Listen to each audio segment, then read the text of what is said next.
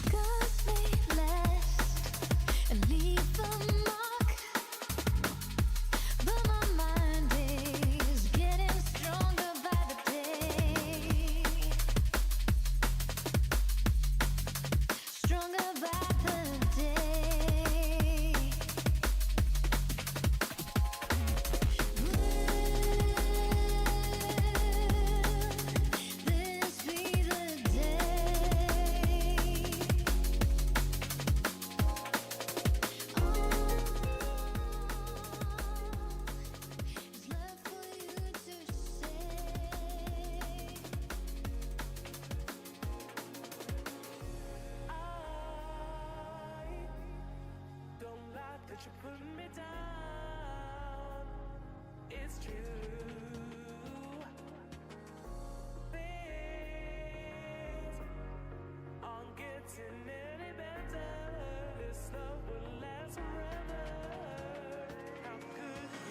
This love is bringing me down, but I can't do without it. I can't be without it. Your love is bringing me down, but I can't do without it. I can't be without it. Can't be without it. Can't be without it. Can't be without it.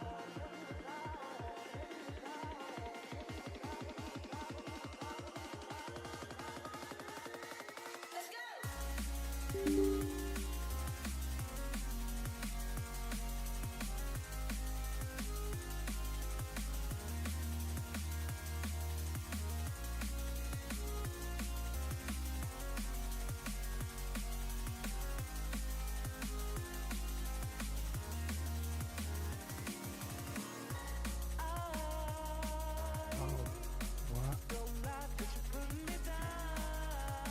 All right. Hello, everyone, and welcome. We got a lot to talk about today. Starting, firstly, with what happened yesterday, which was the election in Minnesota. Which was the election that happened in Minnesota yesterday, which, well, we didn't get the results that we were hoping for. And, the current Speaker of the House in Minnesota, Lisa DeMuff, ended up winning for governor and beating who I was hoping for, Mike Lindell. So Mike Lindell ended up losing the election for governor of Minnesota, which was endorsed by the president and is the founder of MyPillow, which then, after the election, got his team started doing an investigation looking into the results of the election to see if by chance there was a mistake made in the count, to see just in case there was a miscount, to see if Mike Lindell did actually win and it was just a false count. But looking at the results, though, we can see that it was not a miscount, and it ended with Mike Lindell losing the election for governor. And it was a total of, let's see here. Okay, where is he at? Is he... Interesting. Oh, up here, okay. He lost by a total. He got 134,184 votes for Mike Lindell for governor, and his opponent he lost to got 179,548. They got 43.5% of the vote, and he got 32.5% of the vote for being governor of Minnesota. So that's how it went in Minnesota, and it seems, based off of it, his investigation that he had his team do did not end up coming up with anything that happened that would have showed otherwise, that he actually won, and we just don't know about it. So Mike Lindell did indeed lose the race for governor of Minnesota. So yeah, that's the first thing that happened today.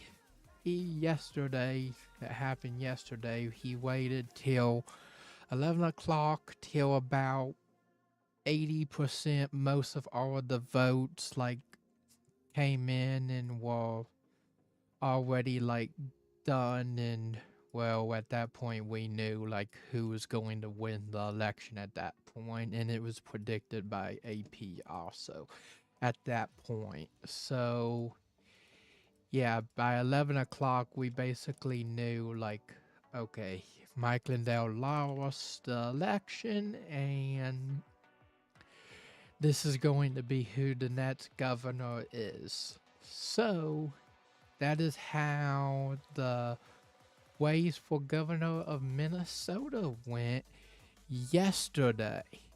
And also in Minnesota, something else happened. Also in Minnesota, we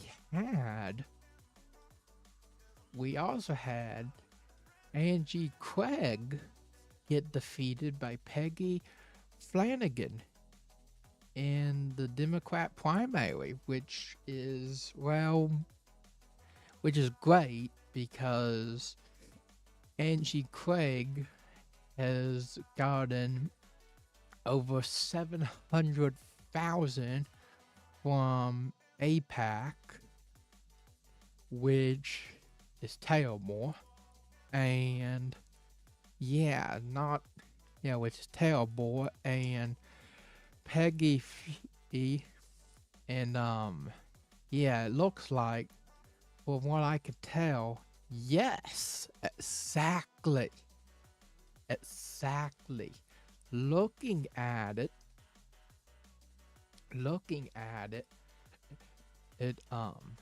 Peggy Flanagan actually said, and they actually denied taking money from APAC.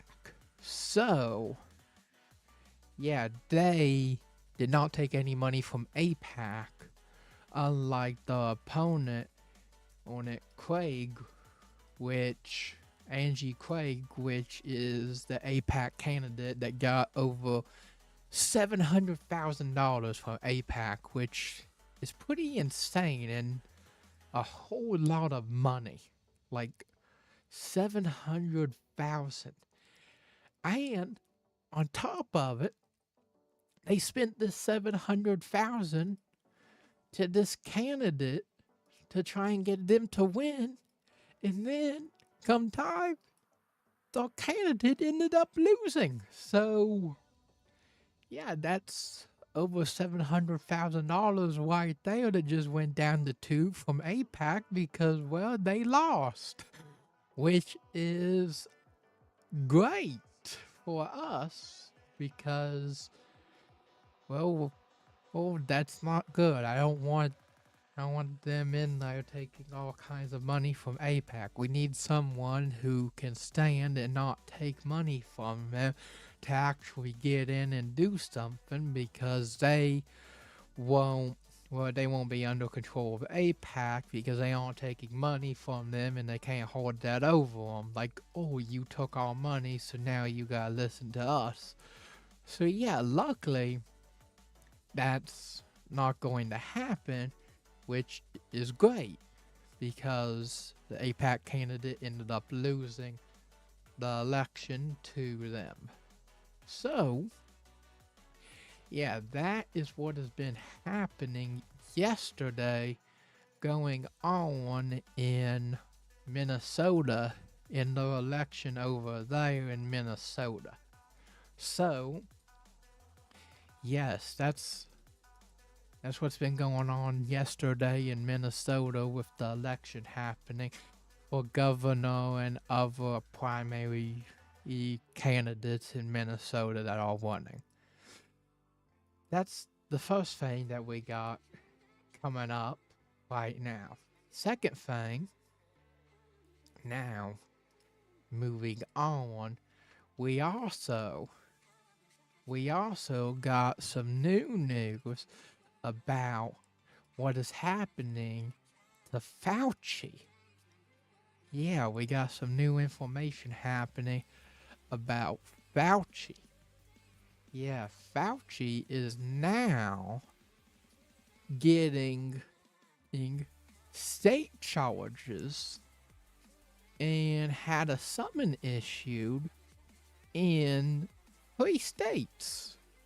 Yes, so now 3 states, the Florida Attorney General, the West Virginia Attorney General, and Louisiana Attorney General have all issued subpoenas on the 5th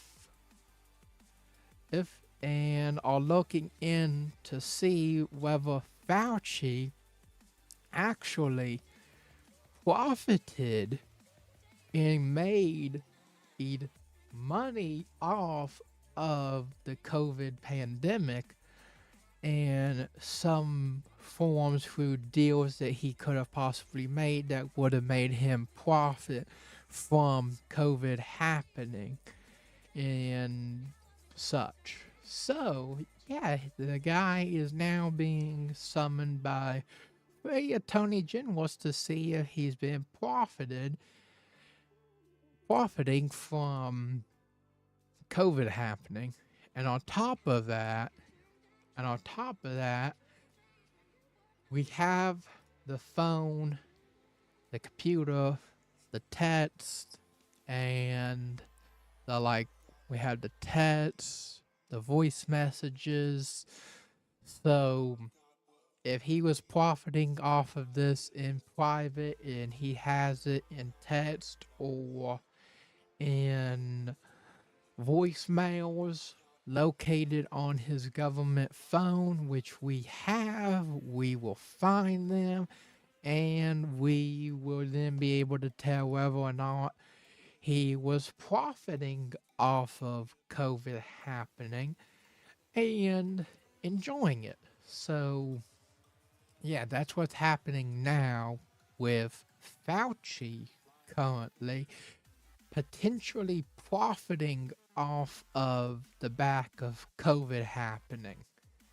So, yeah, that's what's going on right now with Anthony Fauci in terms of being summoned now by 3 attorney generals for potentially profiting off of COVID, which, well, at this point, if he was, I wouldn't be surprised if he was at this point, because from what we know, where he probably was profiting in some form, just like how he was hiding about like the abortion rates and such behind private text messages he had about knowing about what could happen from it, but stating to the public that there's no issue. So he probably is profiting or did profit in some way off of it.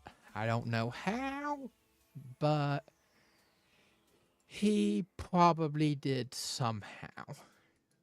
How? I'm not sure, but did he? Probably. Probably. I think so. But we'll just have to wait and see what more gets found, and then we'll know whether or not he did or he did not. We'll see. All right. Now, the next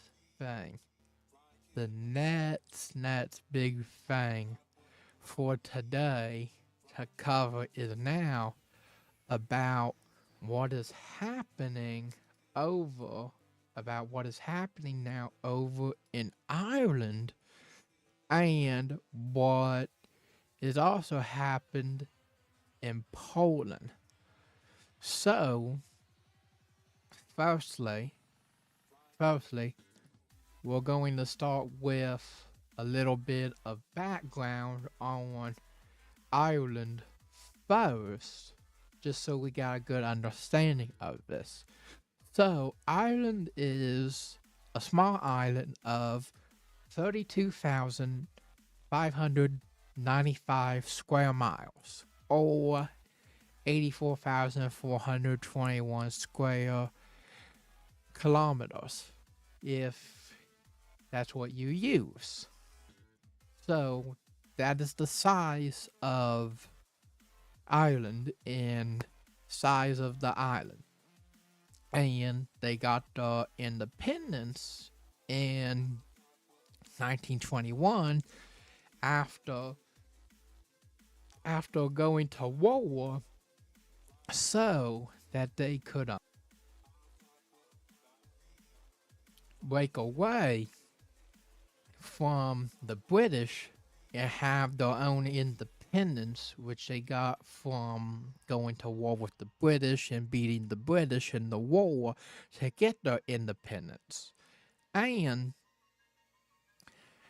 in 1919, the IRA was created, which is the Irish Republican Army, as a successor to the volunteers that were being used with armed forces to resist the British controlling Ireland, which then started the Irish War of Independence, and the IRA then going under the leadership of Michael Collins used guerrilla warfare tactics along with ambushes, raids, and attacks and other things to try and break away from them, and it was from 1919 to 1921. So that is how Ireland broke away from the British and got independent in their own island that they currently have.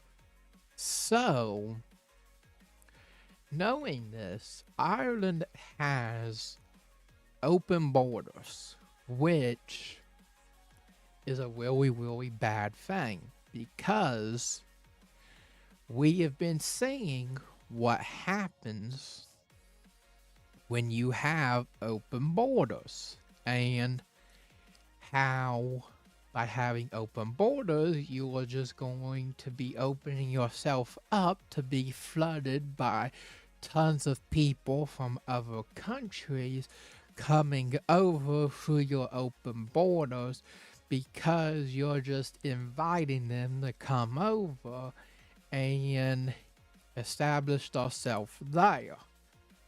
But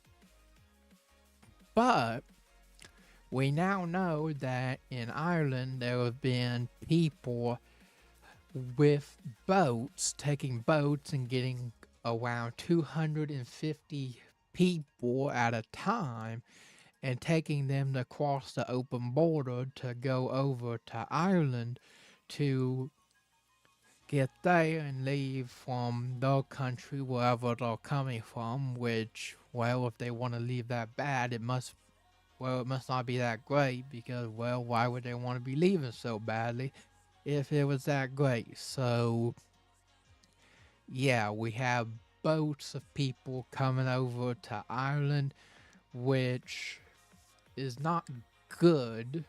So, and because of this, the established but not official, the new IRA, the new Ireland Republic Army, is planning a civil war and a violent campaign and act to drive the migrants out of Ireland to make it more Irish, because if you look at what's happening in Ireland, you would see that the percentage of Irish people and immigration, where Ireland is becoming the lower minority of their own country, which is not what you want from your country.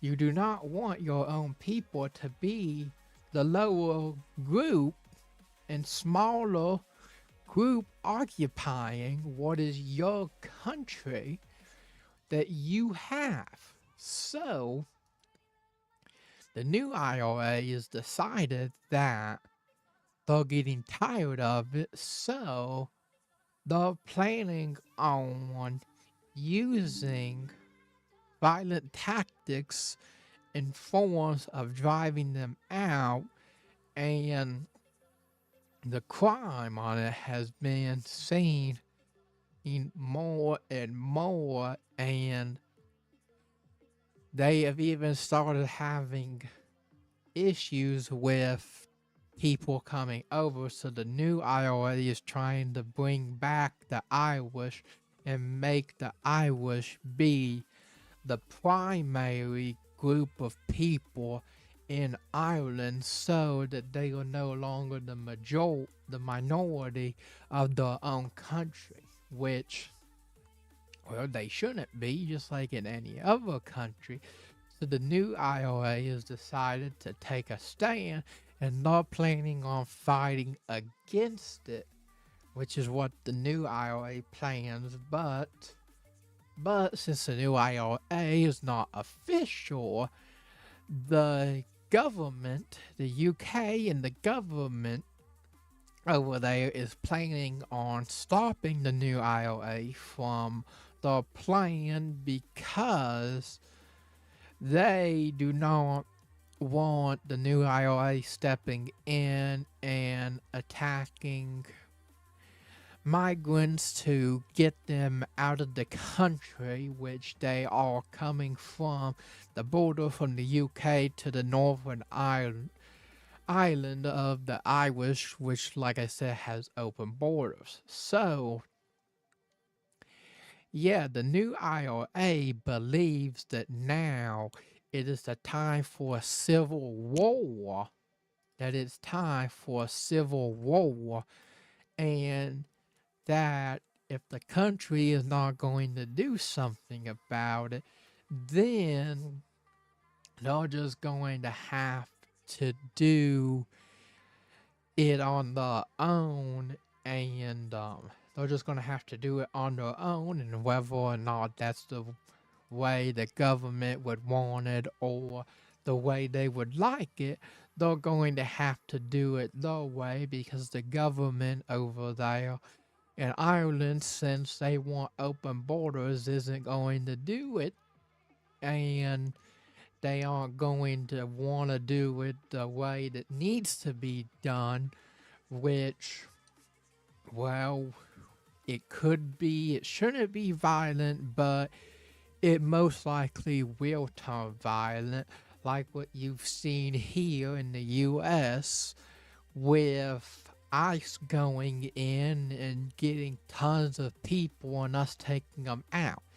And this isn't surprising either that is happening in Ireland, because is not long ago we saw people by the 50 and hundreds of thousands flooding into Spain, basically doing the same thing.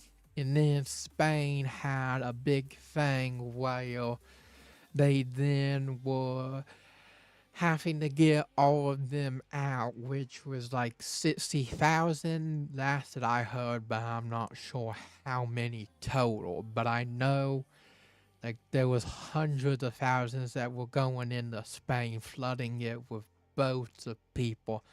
Since now, with our current president of the United States, we got ICE doing their job, taking the people here that are illegals and getting them out of here, which is what they're supposed to be doing. So, yeah, if the Ireland government isn't going to do it, then the new NRA is going to rise up and they're going to do the jobs themselves.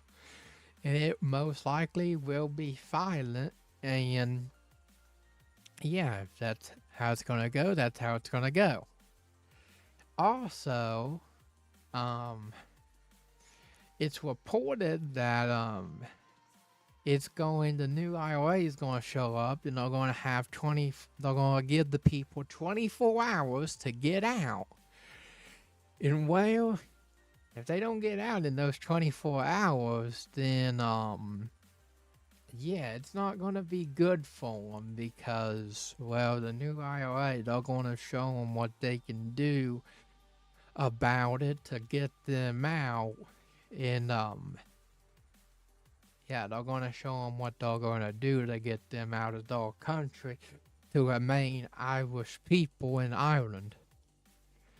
So that's what's going on over there in Ireland, along with if the Prime Minister said that the government is also going to be chasing down the gangs and groups of people that are helping bring in the people from other countries into the country of Ireland because there was a record made of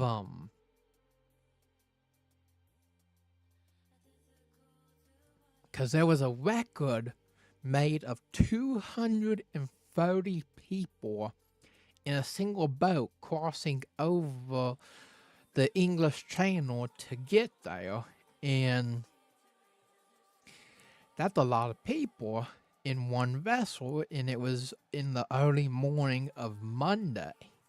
And they have been seen loading more and more people.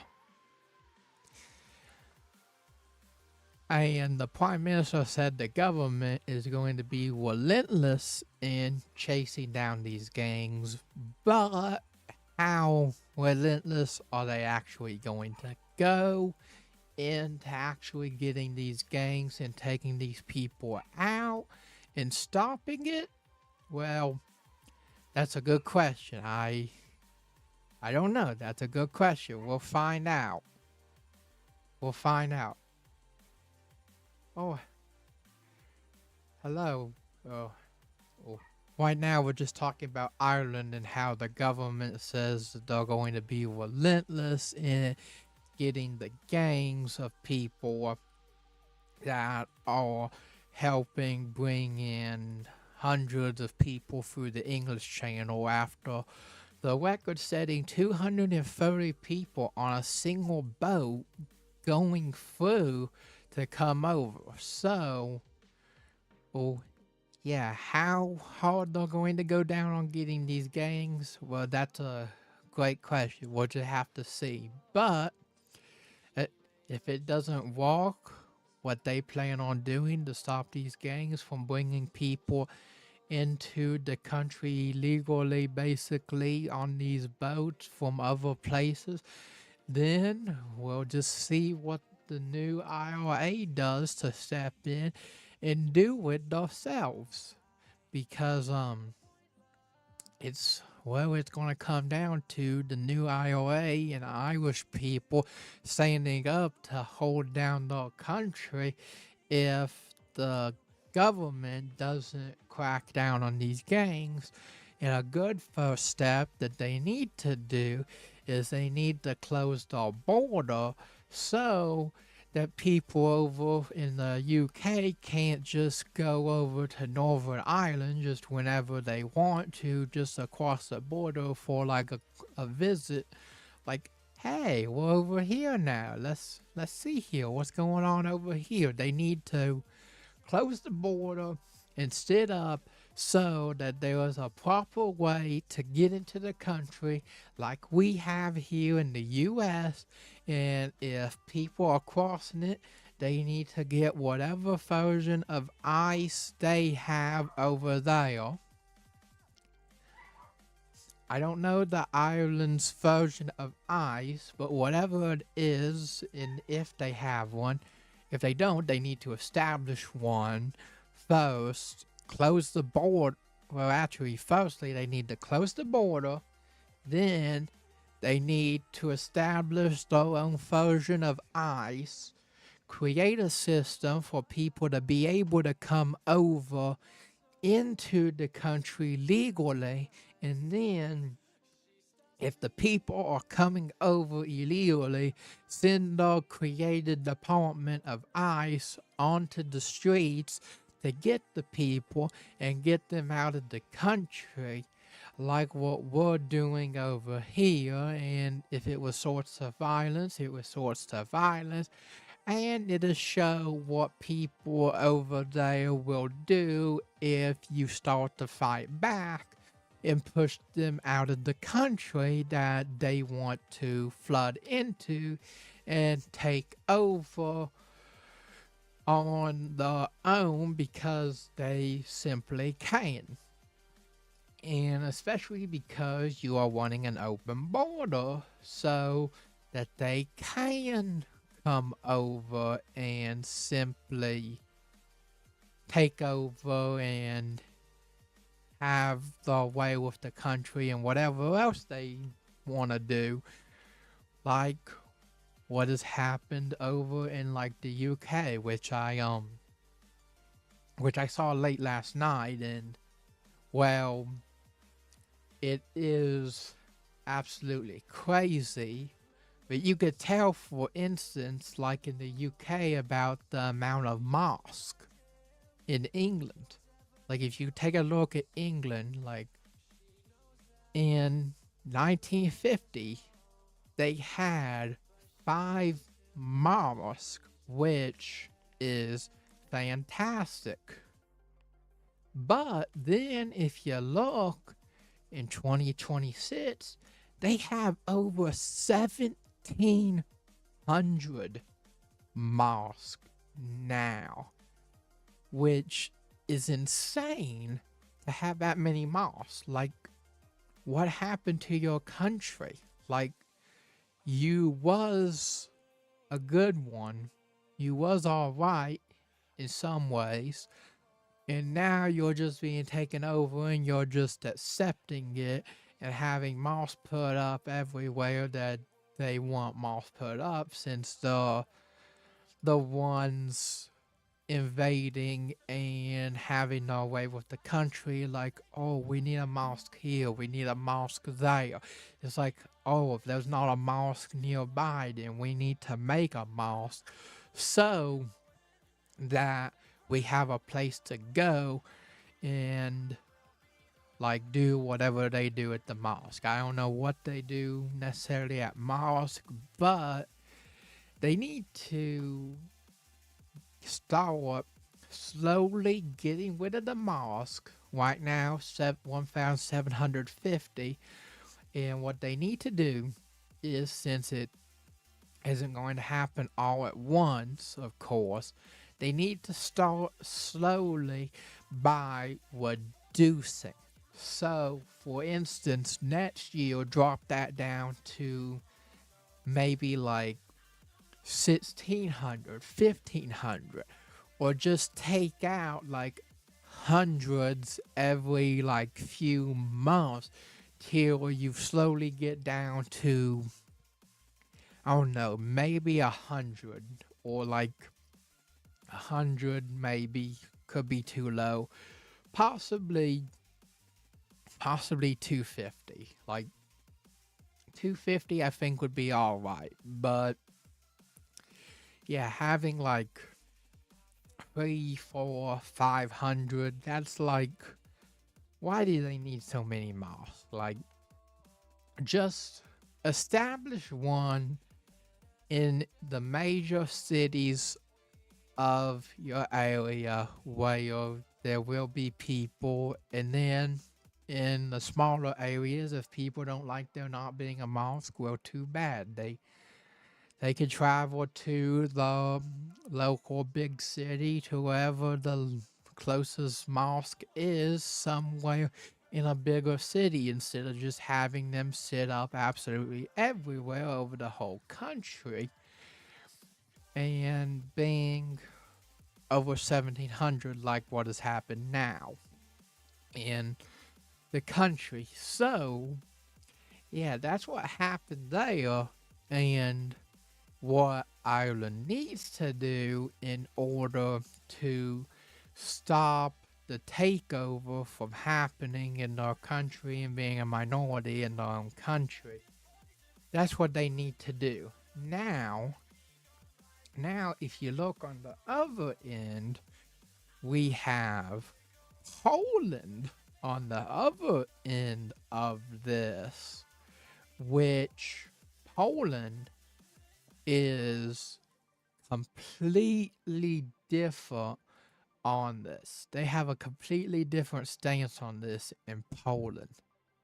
In Poland, it was seen that there were thousands on the street with banners warning, saying basically refugees are not welcome in the stop the Islamization of Europe, which is the takeover they're doing, which shows, well, what they want in Poland and how they're going about it. They're telling the government on the streets in large groups directly that we don't want this. We don't want to become like them there and be flooded with people, which goes to show because Poland is 0.1% Muslim, which is about 40 to 76,000 people.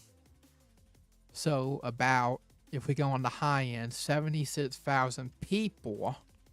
So that's about 76,000 people out of 37.69 million as of August this year. So less than 100,000 or 0.1 at most, maybe 0.2% of Poland is Muslims, while the rest of the country is not, because they don't want them to be coming to their country. So yeah, you can obviously see a huge difference in how Poland is handling it compared to Ireland, and how that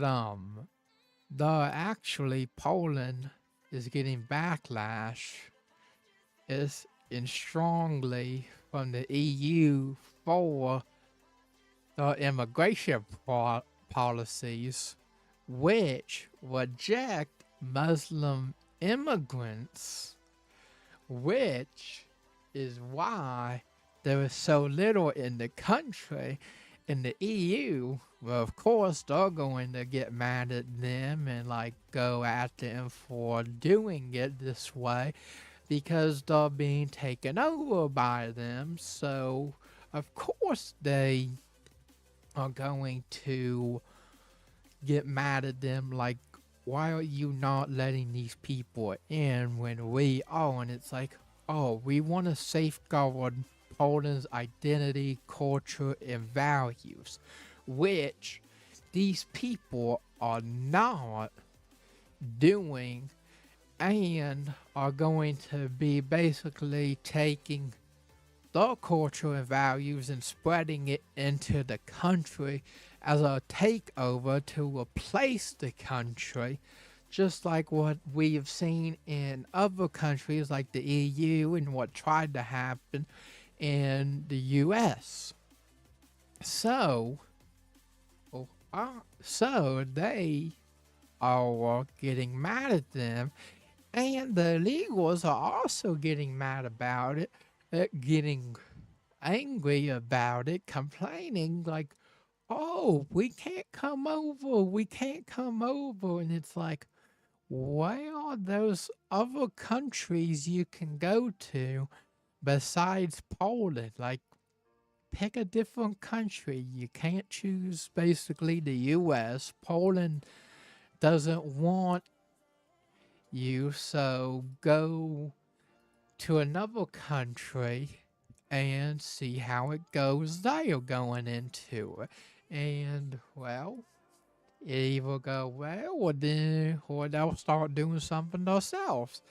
And if it's Ireland, well, then I'd say right now you probably need to avoid going to Ireland simply because of the new IRA. Like, because of the new IRA, I would not want to risk going to Ireland right now because we don't know what the new IRA is doing. but, or what they're planning, but it's going to be something big, it's going to be something violent, and it's going to get lots of people out, which is exactly what they want to do to get the country back to how it should be over there. So, we'll see. We'll see. But yeah, I would avoid going to Ireland at all costs unless it's someone actually Irish or you're visiting like family, friends, or someone of that and not just going over to establish yourself there and become a part of the country. Or if you're going for a visit. But like, yeah, you need proper documentation and such if you're going to go over there. And I mean, also on top of that, recently the Polish president went to Ukraine and he had a bulletproof umbrella for protection because, well, who knows what's going to happen if you're over there in Ukraine and, well, what they're going to do, especially if you're a president of some sorts, whether that's the president of the United States, the president of Poland, doesn't matter. If you're traveling over there as some form of president, well, then you need to have some sort of protection because, like I said, who knows what they're going to do and what they're planning on doing when someone of that size and that much power is openly available in the country, basically carrying a giant target on them. It's like, well, yeah. So it's basically like, well, we better be safe than have something potentially happen and find out the bad way of it. So that's what they were doing in order to help protect the president of Poland on his visit over to Ukraine, just like how, well, Mom Donnie, his wife apparently is traveling over there to I don't remember if it's Ukraine or like some countries over there, and he wanted the New York City Police Department to go with his wife and escort her over there to keep her safe from whatever could happen. And, well, he got mad because it got denied and that they aren't going to. And, on top of that, it is also kind of crazy that Mom Donnie wants them to go over there when we know that this is a guy who is very much against the police and wanted to get rid of the New York Police Department. Yet now he's wanting them to help him. It's like you're wanting the people that it's well known that you're against and want to defund and get rid of to help you? Like, what? You're asking the people that you said, like, we want defunded, we want to get rid of you. And it's like, oh, well, actually, I need your help with this. But at the same time, we also want to get rid of you. Like, what? Why would they want to, for someone that is so for getting rid of them? Like, it's crazy that he wants them to help him, while at the same time he doesn't want the police in New York. Like, huh? You don't want the police, but whenever something is needed that you want protection with, you do want them now that it will help you. But before, you don't. Oh, seems like You only want the police if they're going to help you, but when it comes to the citizens and the people of New York, well, they don't need them. Huh. Interesting. Interesting. So that's how it's going to be. If the police are going to help you, then you need to help them. And stating in like your campaign and so you want to defund ICE, defund the police, and get rid of them is not going to help your case. Like, you need to establish, like, okay, I don't necessarily like what these people are doing, but I understand it and we'll go with it.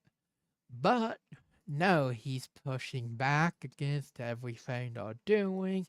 He tried to get ICE to not wear a mask, which was overruled so that they can, and he tried to stop them from going into New York, and they went in New York anyways and showed them like, oh, we're doing this. You say we're not doing it? Well, the government said to go in, so we're going in, and we'll show you what we can do. And well, they did go in, and they showed what they can do, which, well, he didn't like it, but that's what they wanted to do. Just like how it was really crazy that he wanted to arrest and basically kidnap Netanyahu coming to New York for the UN, and him saying all of this, and then Netanyahu basically saying, I'm going to go in there to New York to this conference, and you can't do anything about it.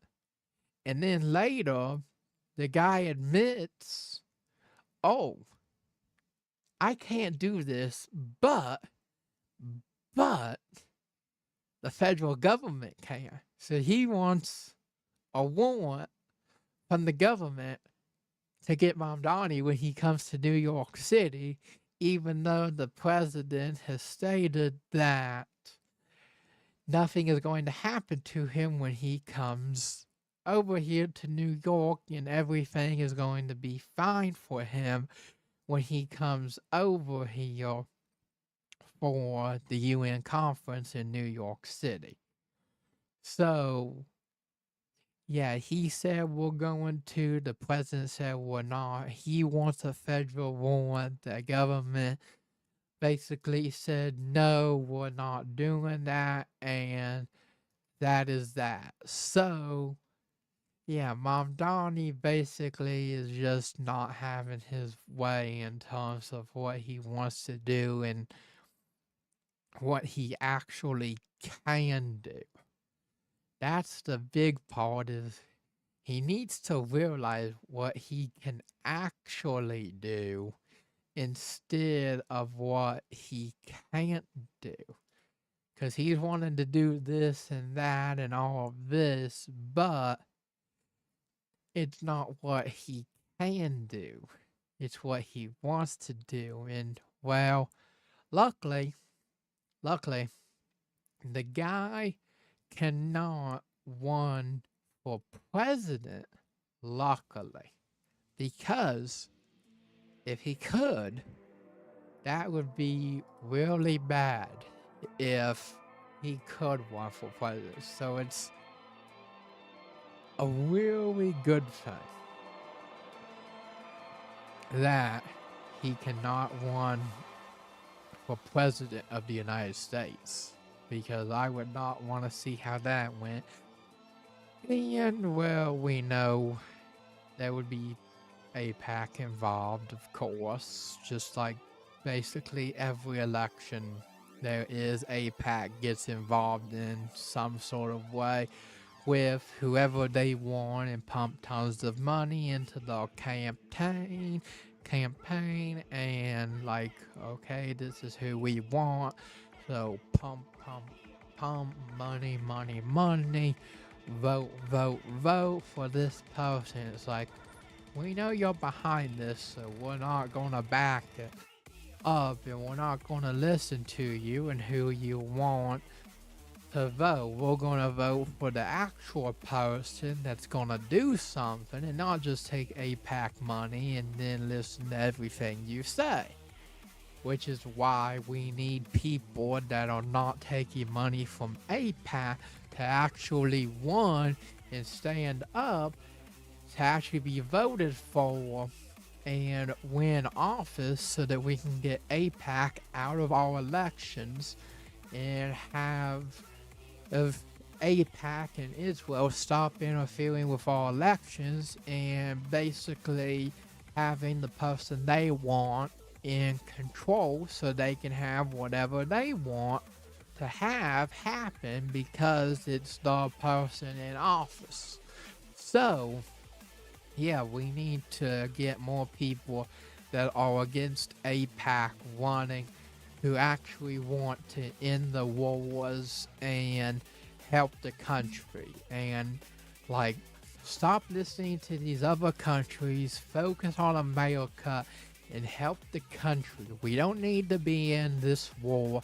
We don't need these other ones. If he wants in this war, and well, he's basically established and said that if we need to, we'll do this alone and we don't need you. And it's like, well, if you don't need us that much, then just simply, President, back us out of this and let them go and do whatever it is they want to do, because they've said they've been preparing for us to back out and not need our help and rely on us. So yeah, that's basically it. Like, if they said we don't need you, we're trying to establish to do what we want, and if that means doing it alone, we'll do it alone. Well, the guy just gave us a free pass to just exit it. He's like, well, we'll do it on our own then if you aren't going to help us. It's like, oh, well, if that's the case, let's back out of this and let them do what they want to do, because it doesn't matter either way what we do, because they said that they're going to do what they want to do. So yeah, let's just back out of this war and see what happens when they actually fight for themselves instead of relying on us to come in and just continuously do what they say and actually just be under the control and doing whatever they basically say to do. So yeah, luckily it will be a lot better October, because October is the prime minister election in Israel, which means that Netanyahu is going to get voted out. His approval rating has dropped an absolute ton, showing that people don't want him in office. And on top of that, his country, well, most of the people there themselves don't like Netanyahu. So yeah, if he's gonna do something big, he has till October, or else it's goodbye Netanyahu, goodbye what you was planning. We're doing it this way now, because we're gonna be getting someone new in that is going to do what they want and actually try and settle this instead of just wanting to create greater Israel and expand Gaza. Expand into Gaza and continue what Netanyahu is wanting. So yeah, it'll be really good once the election passes and we get someone new in there that will listen and actually try and help. And I mean, it's like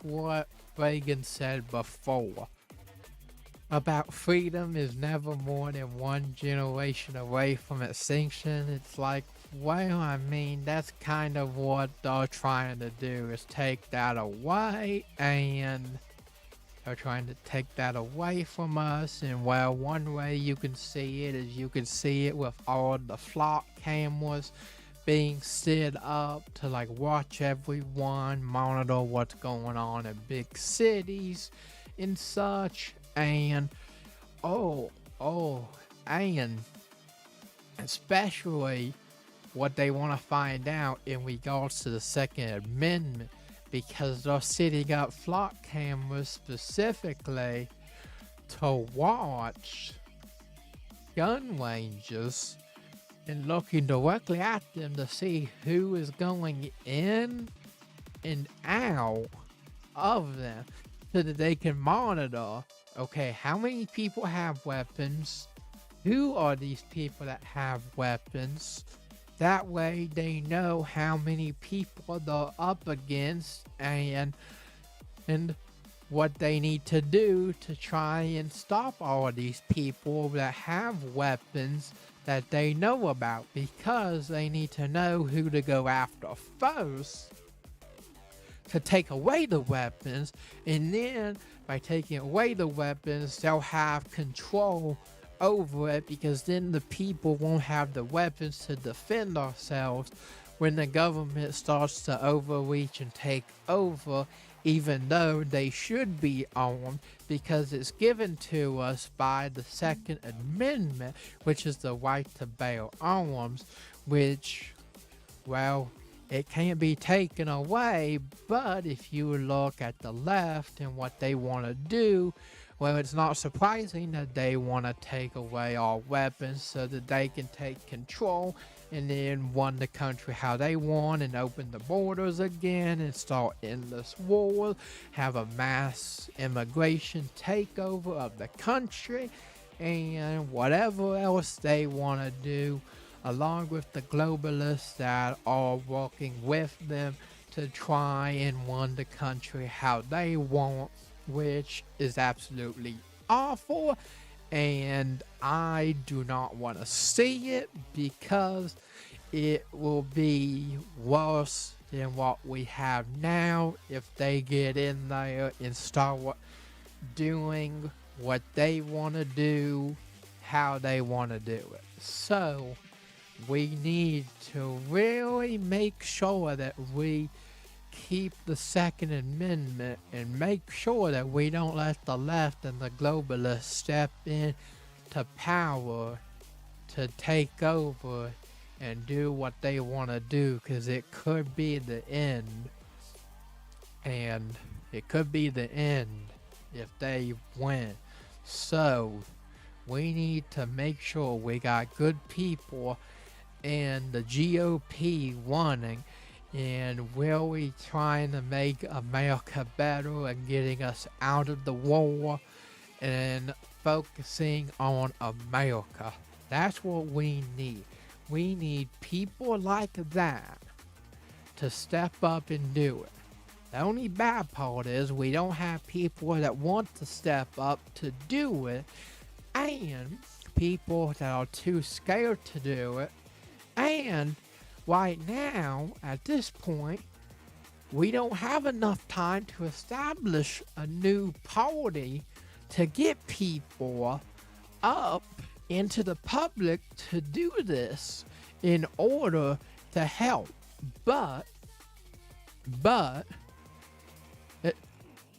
like what Massey is doing, Thomas Massey is planning to make a new party, which will be great. I'm curious what it's going to be, but he wants to make a new party and establish it, and then probably not this coming, but the next one, he could have it pretty well established and actually be able to actually possibly win in the next one, depending on if they have a good candidate that knows what they're doing, they pump tons of money to it, and they continuously strike down and deny AIPAC over and over again, because this AIPAC, well, they want in our election to choose who they want to win,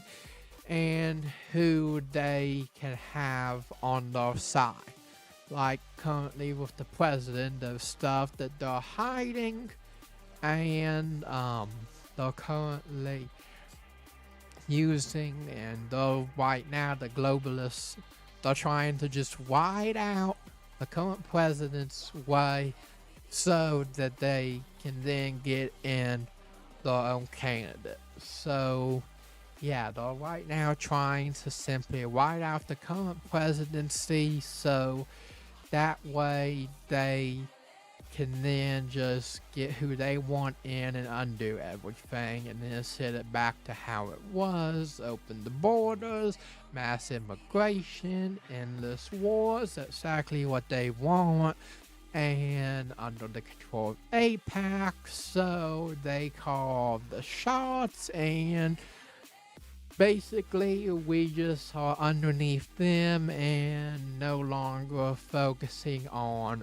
America, and instead whatever they want done, they want done. It's that simple, that they want control of our country so that they can have us do whatever they want because they know that we're bigger and we're more powerful than them, and that if they want to get something really done, they need someone bigger than them to do it. Like us, because they aren't big enough and don't have the manpower to actually do it. So, yes, that's what they are wanting to happen right now. So now,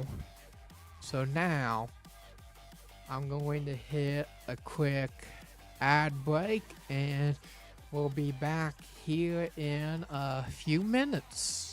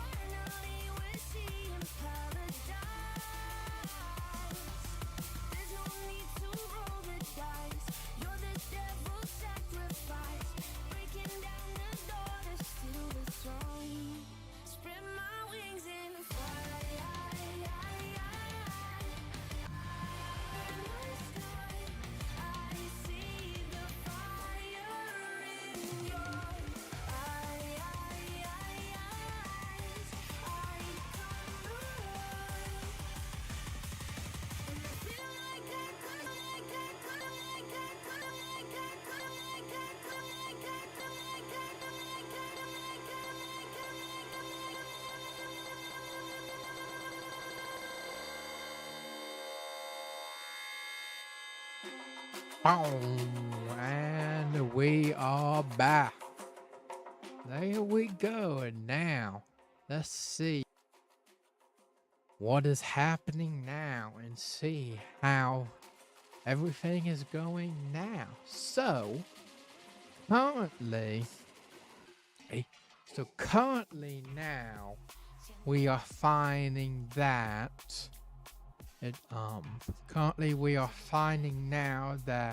drone operators overwhelm the U.S. Armed Forces and military in Germany right now. Oh, and also something else that's really interesting and, well, quite funny that it's happened again, but apparently, somehow, somehow now, we have somehow managed to get the strait, according to the president, and we are now reopening it, which, well, it's kind of crazy that they keep wanting the strait because while the strait is really good, there's still going to be oil and such flowing because there are ways around the Strait of Hormuz, which we know that there are,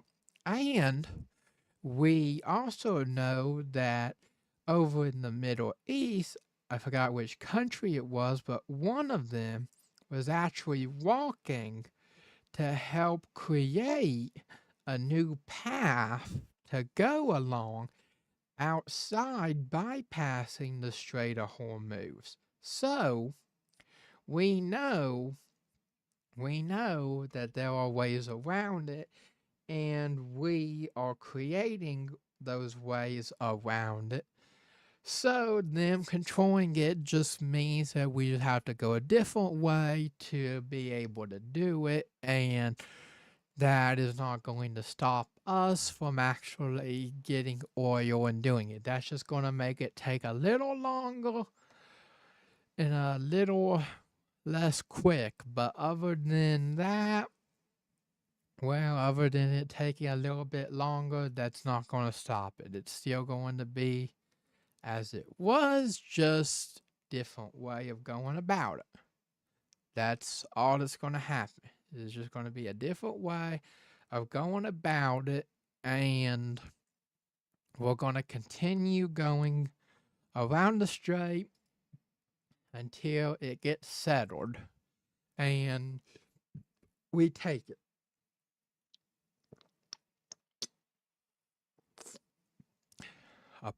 And also, the Iran IRGC is apparently decimated and flaying, but we'll see about that. That's just like how he said that the new supreme leader of Iran has already been eliminated now, but not confirmed.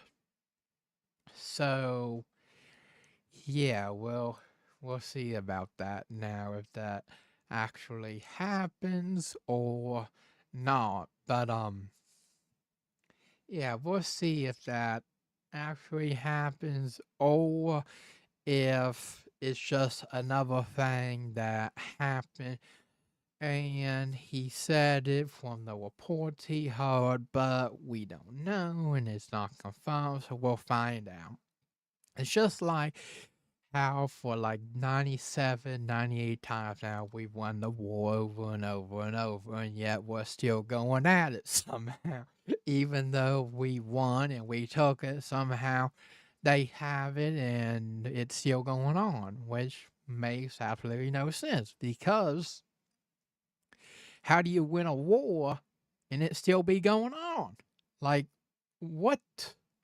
Like, how are you still at war if you won? Like, if you won, then that means that they've been defeated and that the war is going to be ending and you are not going to be going at them anymore and beating them.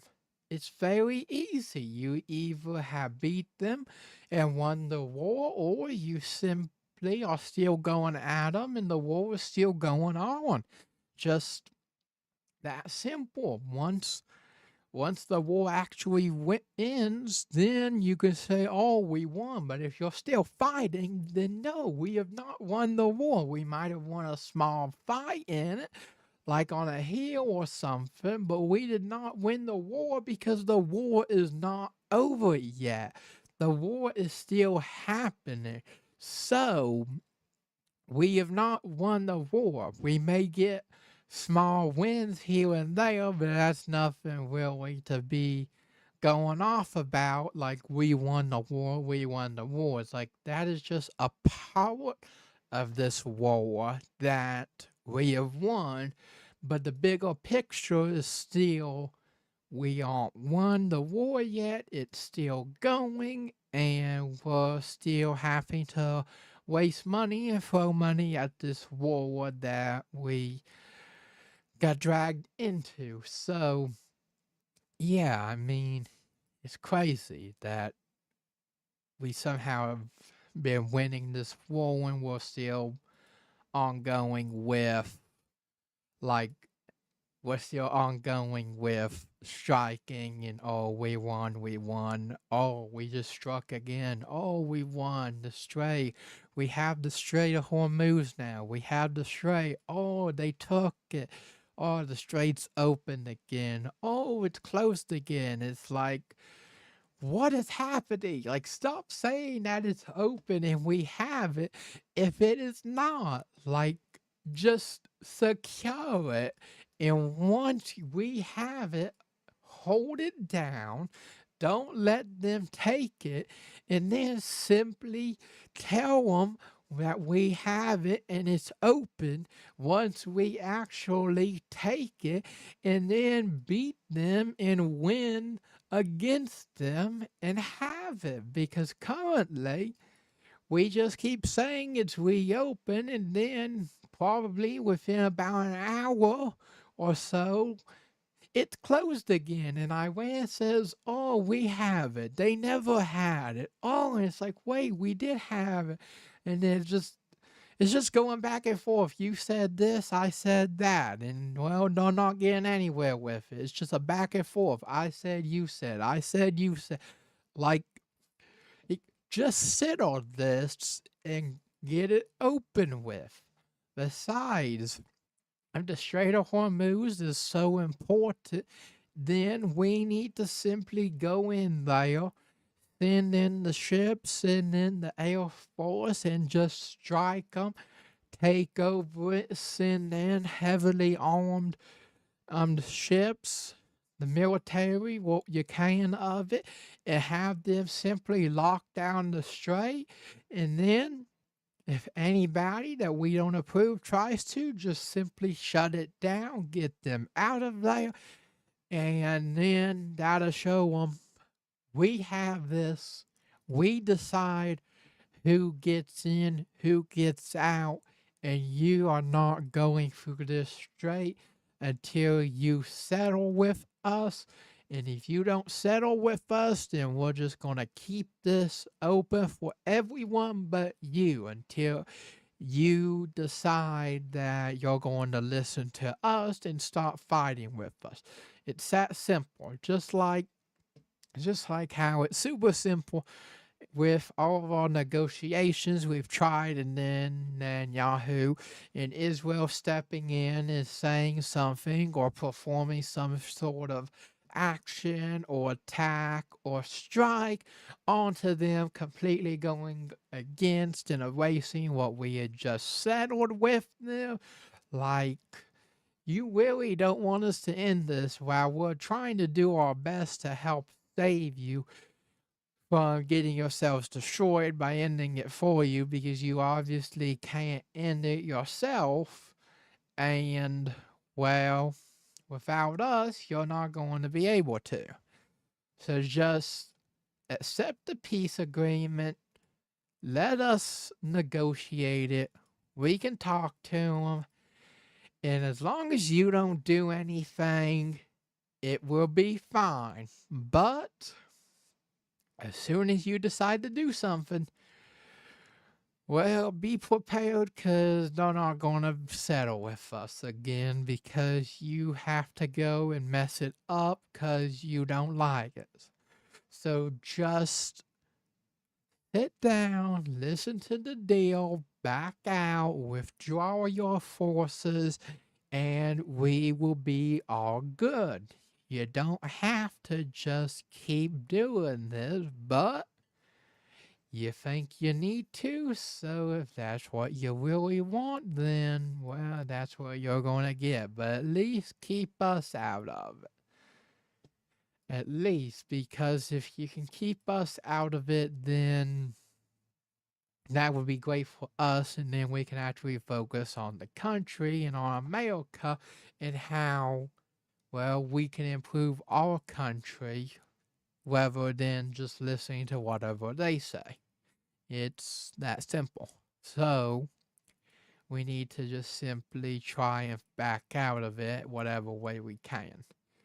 And also, the newest on ice is they will soon be getting gloves that can deliver non-lethal electrical shocks in order to be used to target illegals whenever they start trying to throw hands and fight, because, well, that's what they do. They fight ICE, they have riots, they crowd the streets and all of this stuff. So it's a good thing ICE is getting outfitted with what they need to be able to do what they need to do and not get destroyed by all the people coming over trying to take over the country and invade. So, yeah, if ICE needs this, well, then we need to get it.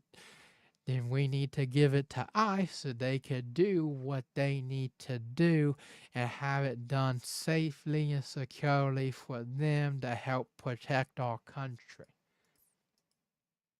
That's what we need to do. And yeah, so that's what we need to do and what's happening now with ICE and them getting new gloves and such to help combat the riots, the hands, and everything being thrown at them by the illegals not wanting to get taken away from ICE and thrown out of the country they came into knowingly illegal, and that it could lead to this if they get caught. And, well, they knew this because, well, it's well known that, well, if you come over here the right way, you don't have to sneak across the border.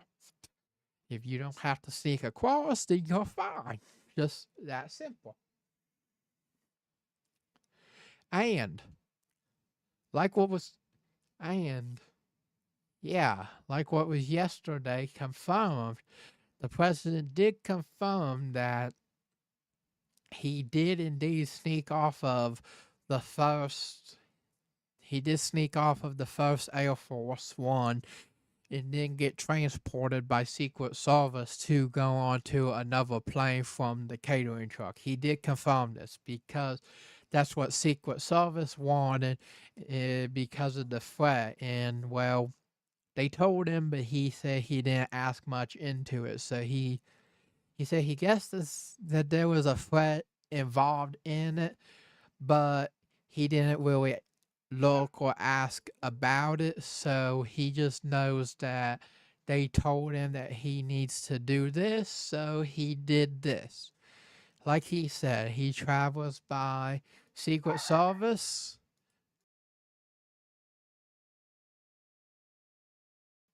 Like he said, he travels by Secret Service and by military. So if that's what they say needs to be done, that's what he's a doing, which is smart because, well, he didn't apparently know about the threat, but or did the Secret Service know about the threat? So the Secret Service in Turkey did indeed have him secretly taken out of the Air Force One behind the backs of everyone and snuck onto a separate plane.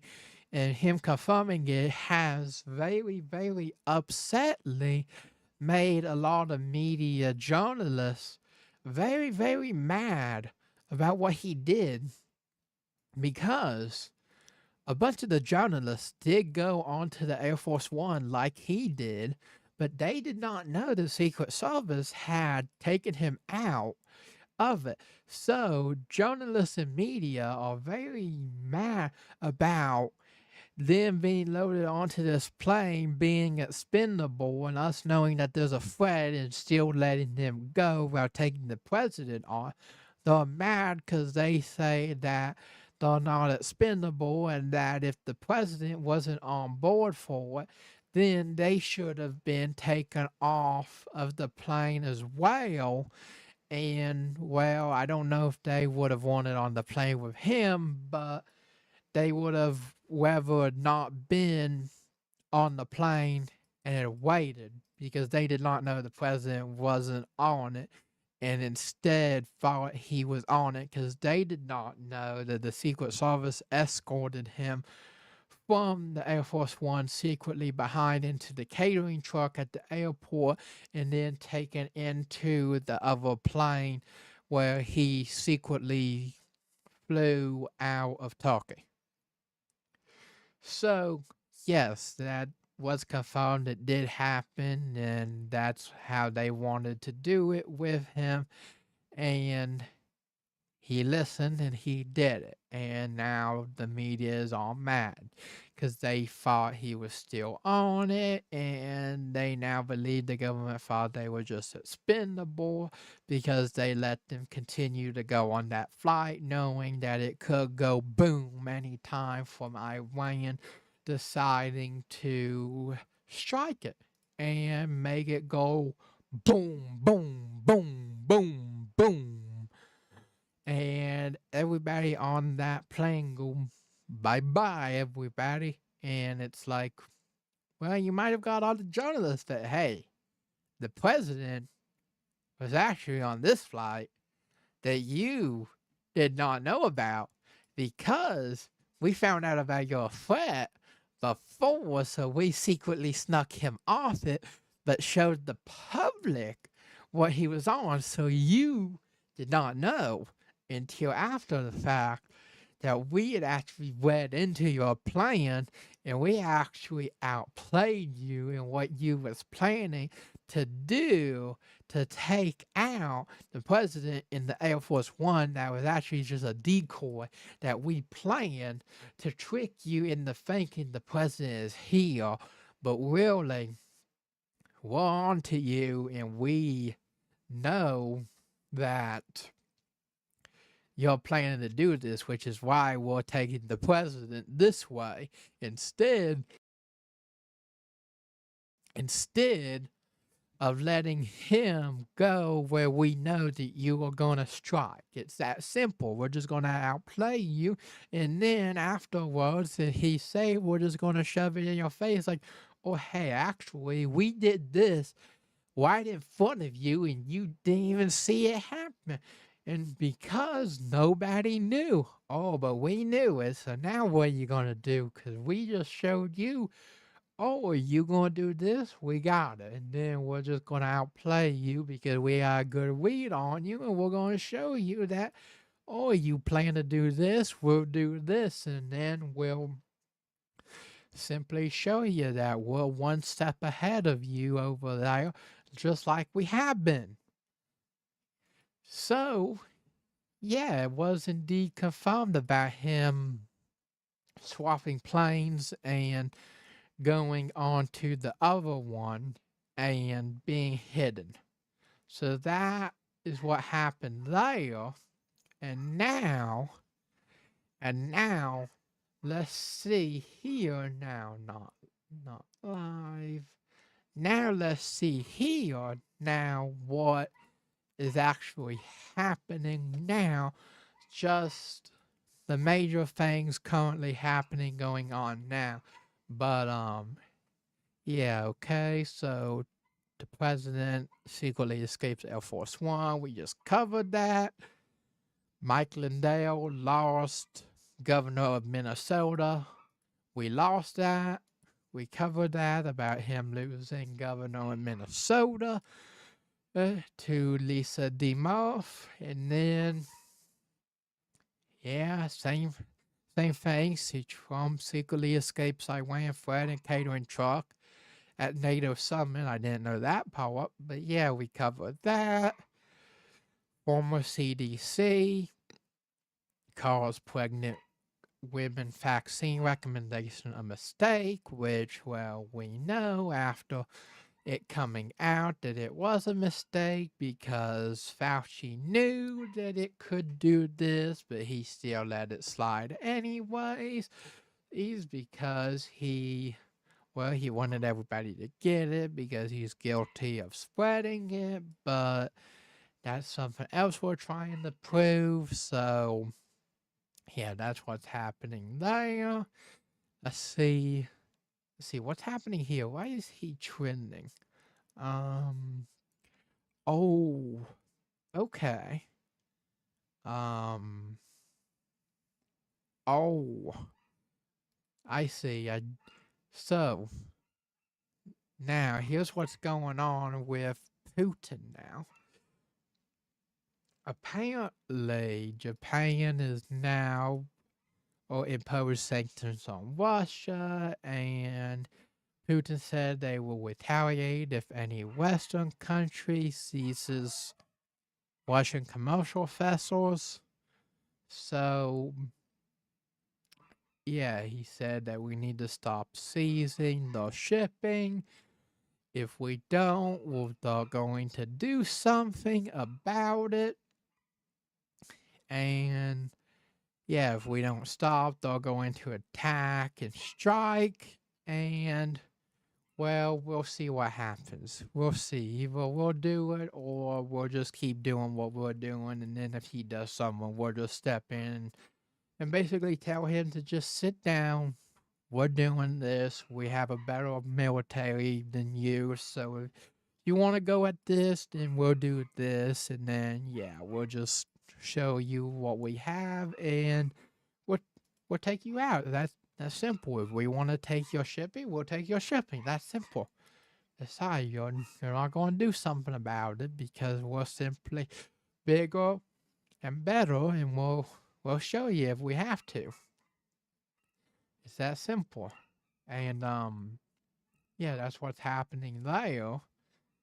Oh, okay. So, oh, that's what it is. Ooh, okay. Secret Service is also trending because of what they did recently.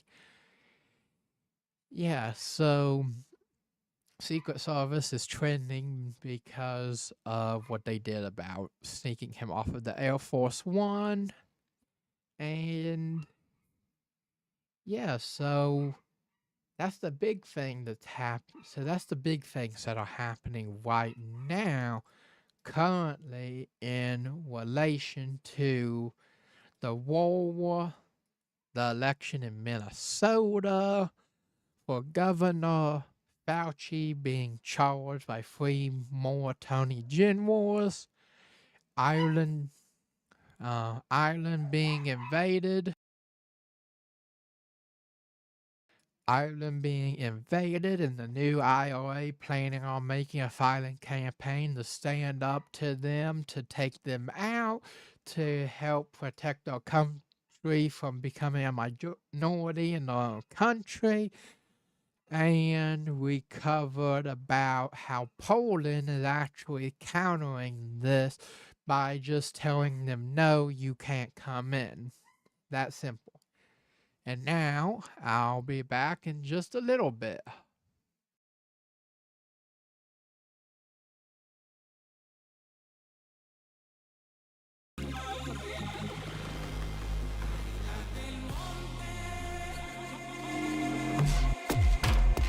Águila del monte, águila del monte,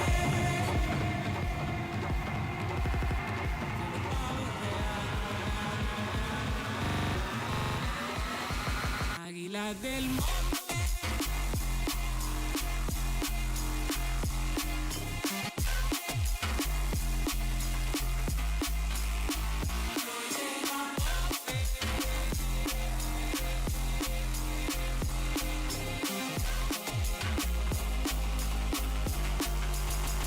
Águila del monte será, se le oye la voces como el pavo real.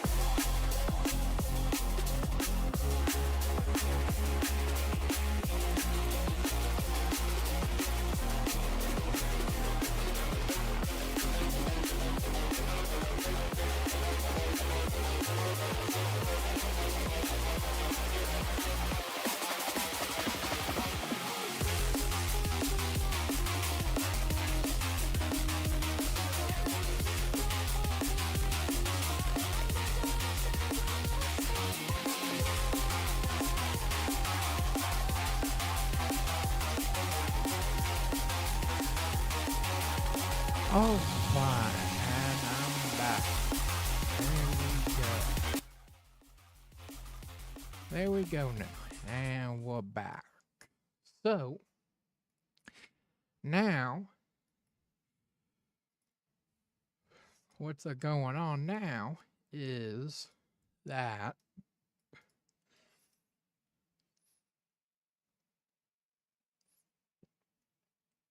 we got some new stuff happening now. Firstly, now we have Mike Lindell about the election, about concerns growing, about the fallout of the election, and about how Mike Lindell lost the election, which, well, he should have won. He should have won the election for governor of Minnesota, but people apparently didn't think so, so he didn't win.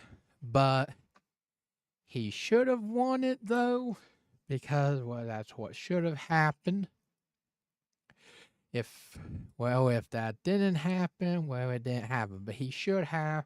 And now they're looking into it to confirm whether or not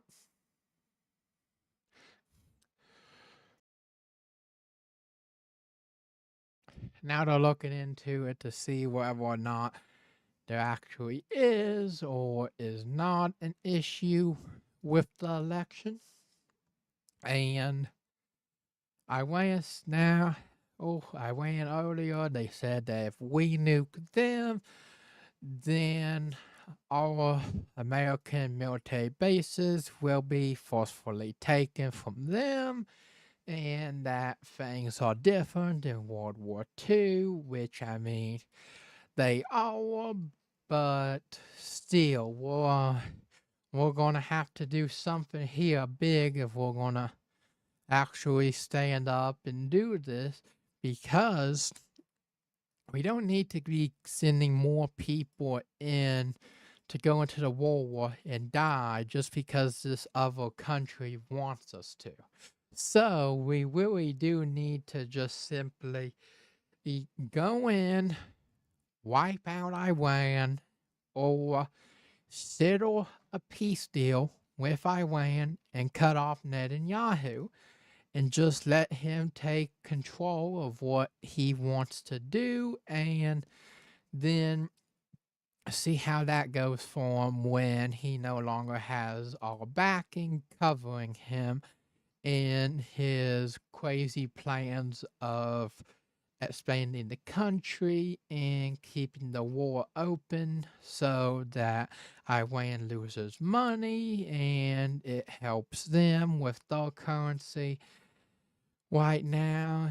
And yeah, and it, well, destroys our currency and our military. And yeah, so that's one reason we need to end it, but we also need to back out simply because we cannot just continuously keep going because we're running low on standoff weapons. And if you've looked, compared to old like bombers and jets, the nukes and such we're using now cost like 500 like times more or higher than what they did back then. So it takes a lot more money now than it did back then. So we we're going to be running low on funds if we don't do something about this. We're going to run out of funding to keep making these standoff weapons and all of these missiles and such. And then we won't have any funding for it, then we won't be able to make it, and then Iran can just come in, strike. Oh, we don't have the funding for this, and it's like, well, what do we do now? We're kind of stuck here now. We dug ourselves into a hole, we used up all of our funding, we can't keep going now, but they still can, and it's like, well, looks like we're done for. And something about that is Iran also recently said now that the weapons that they're using are now being created and made within the country. So Iran is now making their own weapons and actually making them themselves and keeping them rather than having to rely on other countries to cooperate with them to help them to maintain their weapons and keep getting weapons from them, which, from their point of view, that's a really good thing in their point of view, because then it means they aren't having to rely on another country just to have weapons made and imported to them. Instead, they're just making them themselves, so now they can make as much as they want and supply themselves and not have to worry about another country being attacked or running low on funding or not wanting to help because they don't need them now. They can just simply rely on themselves and their own production. That's what they basically are setting up now to be able to do that we can do, but we need to stop them so that they can't do this. So that they use up all the funding and then can't keep making weapons for themselves because then that's just going to be bad for us because now that means that they can stand off longer because now they can use the weapons and such they got from other countries, but then once they run out of that, then they can use their own domestic weapons that they have in place for longer, so they don't have to worry about running out as soon because now they have two sources of weapons that they can now use. So, yeah, really big for them to now be able to produce their own weapons and be able to actually discuss them, just like how they determined that there would no longer be discussions with the US on the ceasefire. Yeah, so not good. Not good. It's looking really bad over there right now. And yesterday apparently they agreed, but According to us, they agree, but they won't say it publicly to look tough and all that stuff. But apparently they did.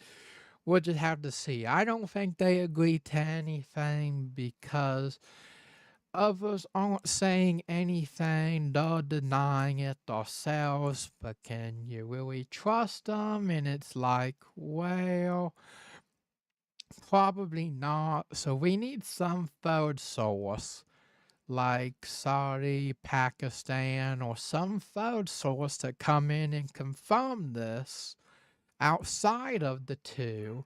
That way we actually know from a source that is actually on like the sidelines watching this to see if it's actually happening, because we can't really trust either of them on it, because they're going to say, oh, they made a deal, and then the other side's going to say, oh, we did not, we denied it. And it's like we need a third party on the sidelines to step in, see what's happening, and actually tell us, is there actually something happening or not? It's that simple. And anybody here, if you want to be here next time early, or make sure to follow to know when we go live. And now, real quick, we'll be going on to our next topic that I had just seen, which was that it was about Iran doing something. Let's see here real quick.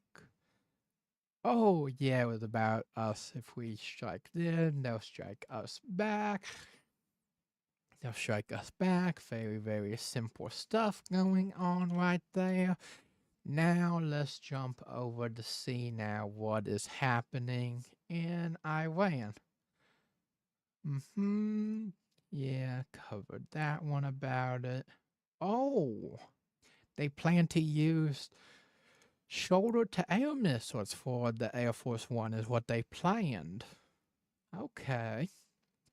So shoulder-to-air missiles is what they had planned.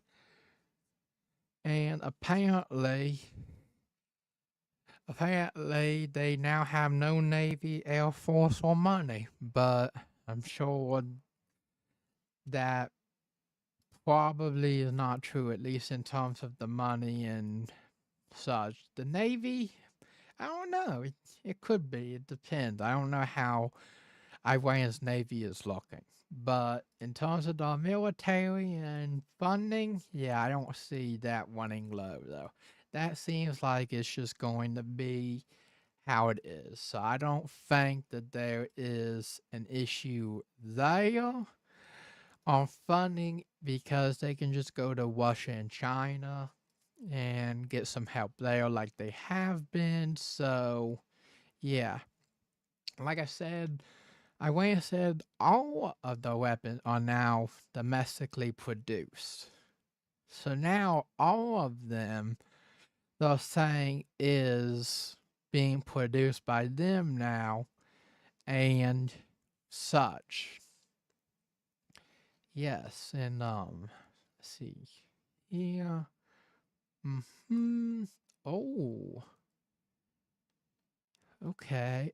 Oh, Iran also apparently has now said in an interview that our military, the U.S., is weaker than what they expected it to be. So apparently, we're really, really weak to them. And the longer it goes on, the more experience they get in it from it, and they never had a war like this to learn how to fight America. Oh, but they have said they learned that the armed forces are weaker than what they have fought over the last 5 months, and that it'll be going on for a long time now. So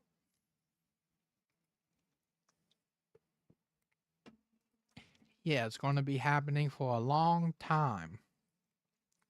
It's going to be a long time now going on with the war, according to Iran, conducted in a PBS NewsHour. So Yes. So they're saying that it most likely is going to continue until the current president's term ends.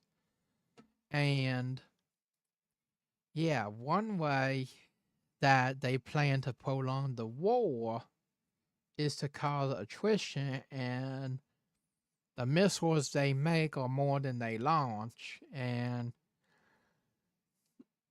apparently, when they run out of missiles, they somehow will be even more dangerous, which, well, that's interesting. You're going to be even more dangerous when you don't have missiles. How's that going to work? Because if you want out and we still have them, then we can just go boom, boom, boom, take you out. And it's like, well, you can't go boom, boom, boom back because you're our missiles. So how is that going to make you any more dangerous?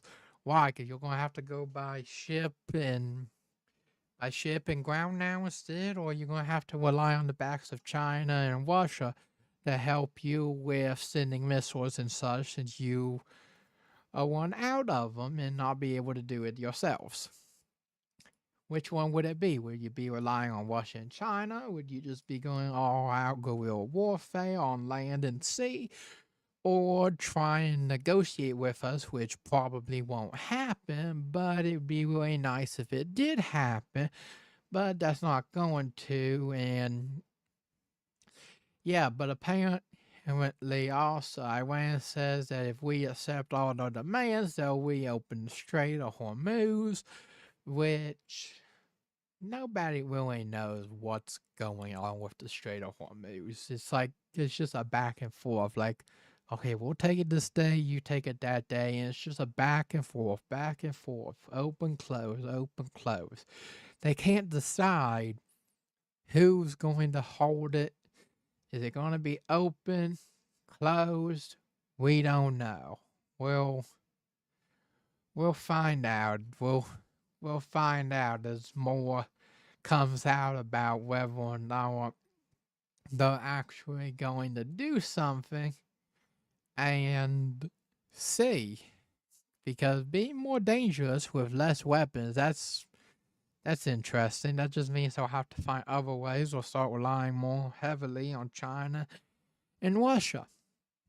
And Egypt and Jordan now plan to normalize their relation with Iran due to the airstrikes in their country. So now Egypt and Jordan is planning on having relations with Iran so that Iran will stop striking them and causing them to have destruction everywhere because they're within it and they aren't on good terms with Iran. So Jordan and Egypt are now turning against the war and joining Iran. And yeah, they're going to now be trying to normalize their relation with Iran so that they are out of the striking zone.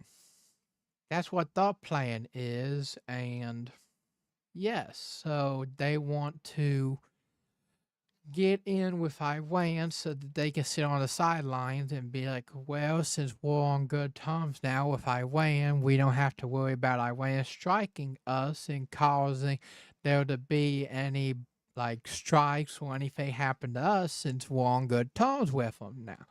So that's what they're planning now, is to get on good terms with this so Egypt and Jordan can stay out of the fighting and the striking and just be like, okay, we're all good. We got settled with Iran is doing all this striking, so now we're going to be fine and we'll just let them do what they want to do since we're now secured and we're not going to be having to worry about being struck because we're not associated with them and we're not no longer being considered an enemy, walking against them, and just, yeah, just not walking against them, and all of that. So yes, they have decided to start making relations in order to make sure that they don't. Ooh, wait, what did they do? Ooh, let's see here. So the VA Senator, Louise Lucas, is apparently now they got raided by the FBI in a corruption investigation. Ooh, let's see. Let's see here. What happened here?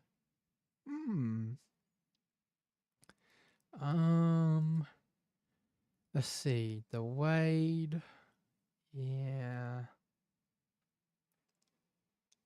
They seized all the files, phone, laptop, router, other, alright. Offered to wiretap cell phone. Let's see. Interesting. Interesting. We'll find out more about that later because apparently something's going on with them getting raided now and them getting raided by the FBI and they used 300 campaign funds for legal defense. Yes, let's see here. Don't know much yet more about it, but yeah, find out. Let's see here now. Let's check out here. Let's see what's going on here now that we don't know about yet. That's currently going on, but they aren't putting it out there though they aren't putting it out there though yet for everyone else. So let's see here. Let's go here. See, no, that's not a. Let's see here. Ooh, okay. Ooh, okay. I might check that out later. Let's see here. Ooh, okay. Let's see here what is happening. Featured.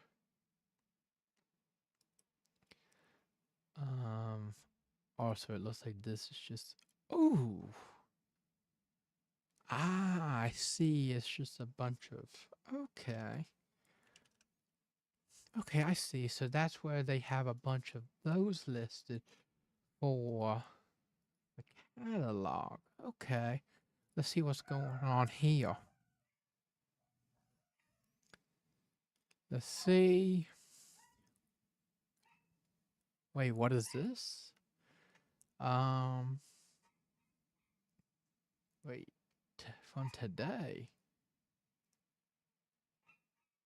Oh, interesting. So apparently, it's a little surprising with what all he's been doing. It's a little surprising that it's gone this way, but apparently 69% of New York find Mamdani favorable.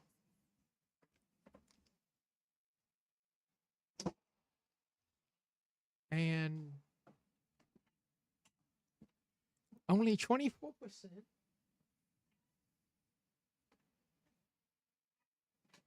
find him unfavorable.